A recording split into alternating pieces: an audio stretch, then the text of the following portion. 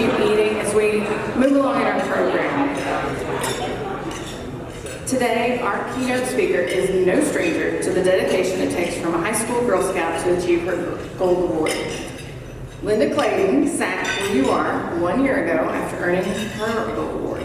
Since then, she's gone on to receive the GSUSA Gold Award Girl Scout Scholarship and shared her Gold Award, not one more, in various media outlets over the past year. A high school senior at the Fort Worth Academy of Fine Arts, Linda is looking forward to attending the University of Idaho to study biochemistry. Please help me welcome our keynote speaker, Gold Award Girl Scout, Linda Clayton.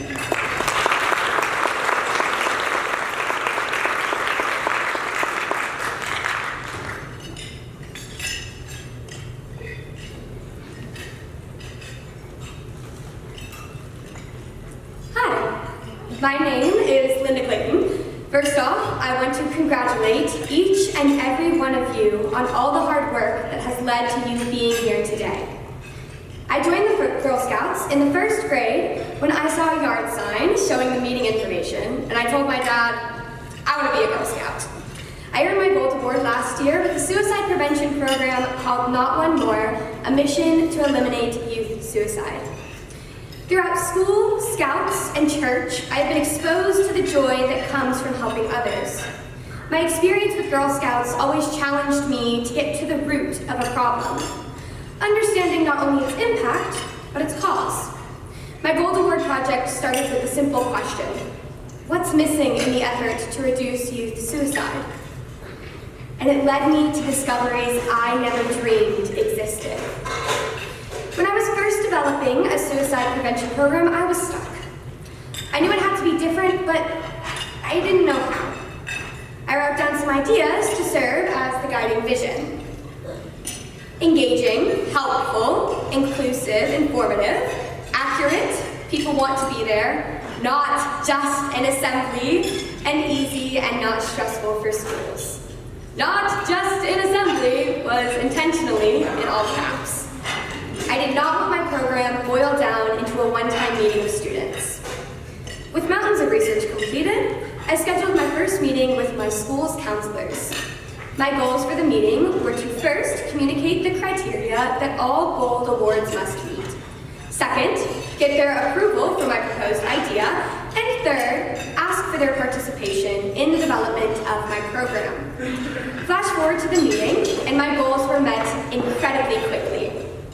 Then, one of the counselors asked how it would be incorporated into the school. At that moment, I realized I still didn't have this answer. Instantly, I felt unprepared. I didn't know it all. My stomach was already in a knot, and I could barely see straight from the anxiety of being in a meeting of this magnitude for the first time in my life. So I blurted out, possibly as an assembly. Yeah. Well, my dad was there to support me in case I got stuck. Here I was, stuck, and he tried to rescue me. He scrambled through my bursting at the seams project folder looking for the vision I had written. I whispered, quit it, and let's just move on to him. The success of the first part of the meeting was quickly replaced with tears welling in my eyes and the knot in my stomach turning into nausea. I was embarrassed, and I wanted to disappear. The meeting was via Zoom, and I nearly hung up on the counselors. I came away from that meeting ashamed, and a bit mad at my dad. I wanted to quit. I knew I was in over my head, but if the first meeting ended with me in tears, I did not want to go through that level of stress again. My dad explained his perspective and reminded me about what I had written. Not just an assembly. I had lost sight of my vision, and he was there to remind me of it. He helped me regroup and stay focused by putting the piece of paper front and center on my desk. Coming into Not One More, I had equated leading a project with having to know it all.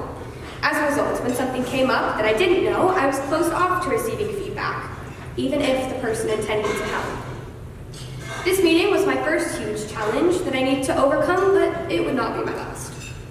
I'm guessing every Gold Award recipient in this room went through some experience that almost derailed your project.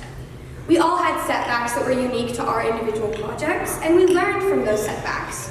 In some cases, our project went in a direction or achieved something beyond what we ever dreamt was possible. I want to rewind to a common struggle we shared on our journey to the Gold Award. Do you remember the very first thing in Scouts that you struggled with? The very first thing you had to say out loud and maybe you fumbled it? I'll give you a hint. It starts with, I will do my best to be. What follows is the Girl Scout law, a way of life.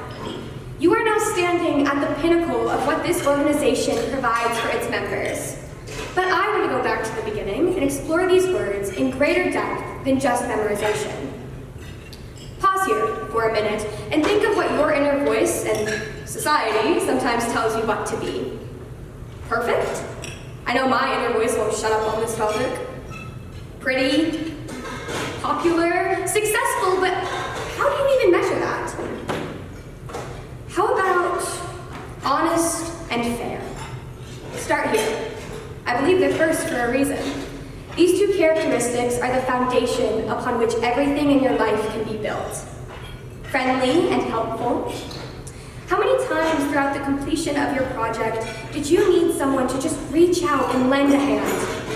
Going forward, be that person you so desperately needed. Considerate and caring. This idea is not only stated in the law, but in the oath and the Girl Scout slogan. No matter how you want to remember it, whether that's considerate and caring, help other people, or do a good turn daily, make sure you find what motivation you have to live every day helping others. What was your reasoning for taking on a project the caliber of a Gold Award? Live every day to achieve that goal. Courageous and strong. The meetings when you don't know what to say, the times when you're afraid to share your ideas, when you're so scared or so embarrassed that you want to disappear. Maybe the first time you went up to someone's door offering to sell Girl Scout cookies. But despite that, you kept going and you made your voice heard. That's real courage. And responsible for what I say and do. Your words and your actions will be scrutinized. Welcome it. You are a leader. And to respect myself and others. The first part, to respecting yourself, is to set boundaries. When I was working on my project, I couldn't give it the respect it deserved if I didn't honor when I needed to take a break. This is true in any endeavor you partake in from here on out. Respecting yourself is the first step to respecting someone else. Respect authority. Activist Bryant H. McGill once said, one of the most sincere forms of respect is actually listening to what another has to say. That means listening to learn from the people that were here before us, not just to respond to them.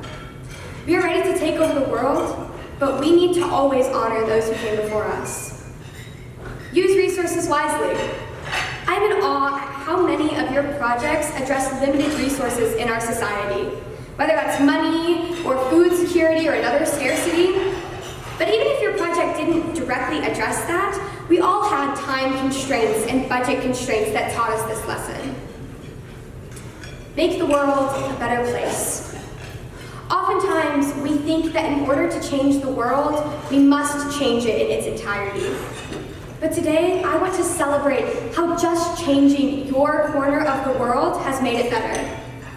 Today, we celebrate Pembroke Leadership Program, Happy Birthday boxes, Don't Worry, Plant Happy, Care, Connect, Chemotherapy, No More Single-Use Plastics, Picks for Grads, Healing Pillows, The Happy Home Pantry, Take a Pic, Save a Pet, Jack Sparrow Agricultural Upscale, Community Garden for the City of Saginaw, Christ's Haven Bee Garden and Educational Program, Fidget Aprons for Dementia Patients, Therapy Rooms, Words of Encouragement and Kindness, Martin High School's Black History Month Monologue Competition, and Ready, Set, Period.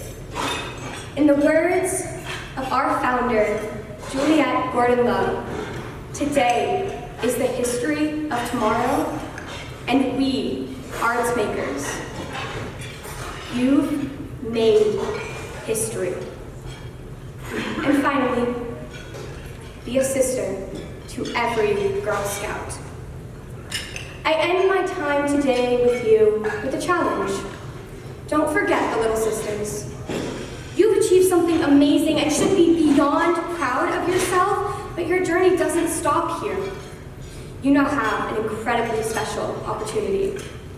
You can live the lessons the Girl Scouts and the Gold Award have taught you, so that when a future sister looks up at you, she sees the embodiment of the Girl Scout law, a moral code, a way of life. And she'll say, I want to be like you. I want to be a Gold Award Girl Scout. Thank you.